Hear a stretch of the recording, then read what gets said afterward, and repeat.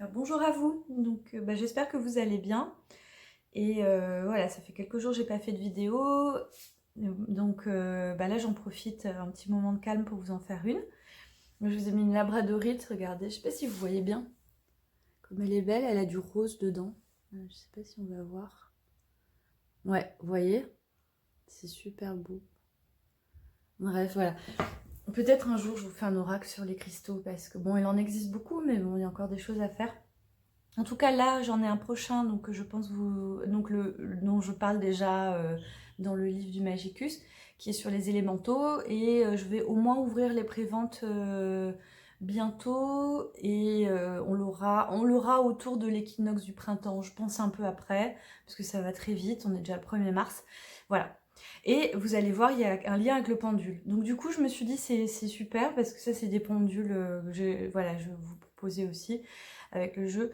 C'est de l'aigle marine et c'est les orgonites. Si vous connaissez pas les orgonites, regardez sur internet. Moi, je trouve que ça se sent. Moi, j'aime bien hein, l'énergie, voilà, ce que ça peut faire en tout cas. Donc, on va utiliser le pendule parce que ça se fait aussi avec les oracles. Et aujourd'hui, on va regarder, on a tous les objets. Ça vous donne aussi des diversités hein, pour faire chez vous. Pendule aussi, ça se trouve facilement hein, si vous en avez pas. Et puis voilà, et on va faire avec le magicus, le pendule et le dé et la potion d'amour. Puisque finalement, on a le magicus et les potions d'amour, ils vont bien ensemble. Le côté sorcier, le côté potion. Donc, on va faire... Alors, je vais vous montrer un peu, je vais pousser un peu tout, avec le pendule. Et puis, on va se choisir une seule carte pour le choisir avec le pendule, d'accord? Comme ça vous permet d'avoir un petit outil supplémentaire pour vous avec vos oracles, hein. Donc, vos tarots, vos oracles. C'est vrai que ça se voit pas souvent parce qu'il faut un peu plus de temps pour le faire qu'un tirage direct. Mais là, je vous fais une vidéo pour vous montrer aussi. Hop, oh bah il y en a une qui saute, alors on va la garder, je l'ai vue, on va la garder, voilà. Elle a sauté, elle a fait un soleil sur elle-même, donc tac, allez. Donc je mélange comme d'habitude. Ça sera notre message supplémentaire. Hein. J'aime bien quand les cartes elles sautent parce qu'elles ont toujours un message. L'autre jour j'avais un paquet de cartes, je déplaçais mon Marie-Madeleine, il y a un paquet de cartes qui est tombé, il y en a une que je fais que sortir en ce moment qui s'est retournée. Donc là je me suis dit bon le message est clair. À propos de Marie-Madeleine, le livre, ça sera... je recule à chaque fois l'échéance parce que c'est vraiment du travail.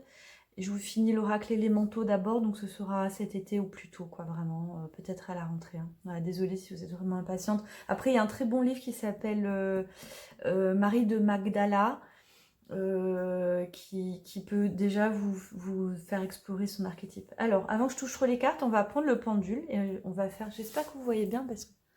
Voilà, alors... On va demander au pendule de nous indiquer au moins plusieurs cartes déjà et après on va dégrossir, on va dire. Alors, donc, déjà vers quelle direction ma carte se trouve? Enfin, pardon, nos cartes se trouvent. Notre carte se trouve. Vers quelle direction notre carte se trouve? D'accord, c'est déjà par là. Ok, peux-tu pendule m'indiquer notre guidance? Oui, on va voir un petit peu. Ouais, elle est un peu... Ah, d'accord. Je vais écarter.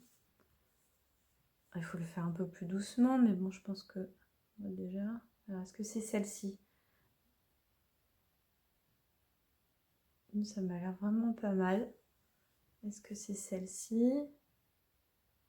Ah, il y a moins d'énergie, vous voyez? Est-ce que c'est celle-ci? Ah non. Bon, bah alors. Moi, je pense que... Ouais, moi je pense que c'est celle-ci. Il faut prendre plus le temps, mais là je fais vite, je pense que c'est pas faux. Mais bon, vraiment, prenez bien le temps, parce que le pendule, en fait, quand c'est la bonne réponse, quand l'énergie est là, il va bouger de façon plus vive. Voilà. Alors vous pouvez lui faire un protocole avec oui, non, haut, bas, droite, gauche. Ça vous voyez avec les tutos de pendule. Et puis voilà, quand il bouge de façon vive comme ça, c'est que l'énergie est là. Bon, Allez, suspense. Alors là, je vais faire que 2 cartes parce que j'étais partie sur une carte à la base et après on va faire potion. Je vous montre celle-ci, je l'ai vue, c'est Freya. Alors elle a sauté, elle a fait un tour sur elle-même. Donc Freya, pardon. Protégez-vous et votre clan. Donc là, on appelle un besoin de protection, de poser ses limites. Ah, là, on est vraiment sur poser ses limites avec elle. Hein. C'est se protéger dans le sens, je bloque. Allez, on y va. Merlin, oh bah c'est joli. Rien ne se perd, tout se transforme. On est, avec le printemps, on est dans cette énergie de transformation. C'est très beau. C'est une carte vraiment d'encouragement, je le vois comme ça. Regardez comme c'est joli avec le pendule. C'est mon côté esthétique. J'adore ces couleurs. Bon. C'est vrai qu'il a des couleurs froides un peu hein, aussi, le Magicus, mais comme les manteaux, évidemment, c'est les couleurs de l'eau. Alors, on va Freya, allez, on va se faire une carte de potion d'amour sur chaque. Donc, moi, ce que je vois, c'est que on a la papillon, la chrysalide, il est à un moment de fragilité. En fait, là, ce que je vois, c'est qu'on est dans un moment de transformation intérieure. On a le printemps aussi, on a les énergies qui bougent. J'espère que ça filme toujours parce que, voilà, j'avais plus beaucoup de mémoire dans le téléphone. Alors en fait, ce que je vois, c'est qu'on est en train de changer et ce changement implique une fragilité quelque part. Vous savez, comme le papillon, quand il est dans son cocon, quand c'est la chenille, elle est fragile, elle peut pas se défendre s'il y a un prédateur qui arrive et qui le détruit.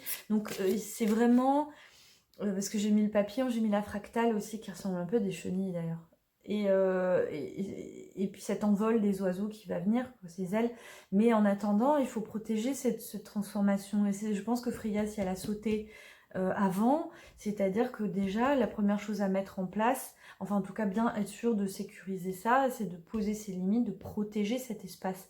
Freya, avec sa dague dirigée vers le sol, elle n'est pas dans l'attaque, elle est dans la protection. D'accord ? Elle est dans la protection, la défense et protection dans le sens vraiment, voilà, la limite est là, je me protège, je vais pas là où je sais que ça va me mettre mal parce que cette transformation, on a besoin d'avoir toute notre intégrité pour la mener à bien. Voilà. Allez, je vous ai beaucoup parlé, mais... Donc là, je fais pas le pendule, je choisis et on va faire le dé, du coup. Celle-là, elle est bien belle. Donc c'est information supplémentaire. Et est-ce qu'on a la potion et le magicien? Je pense qu'ils devraient bien s'entendre. Je crois que j'ai jamais fait ensemble. 3. Pardon, j'ai pensé à lui, je ne l'ai même pas déclaré. Je cadre bien les cartes, oui. 3, le troisième mot. Transcender. Transcender, c'est super beau, regardez. C'est vraiment ça, parce qu'il transcende avec... Bon, moi je le vois. Et là, on a le cinquième mot, c'est le premier... 5, c'est le premier mot compte double. Masculin sacré, tiens.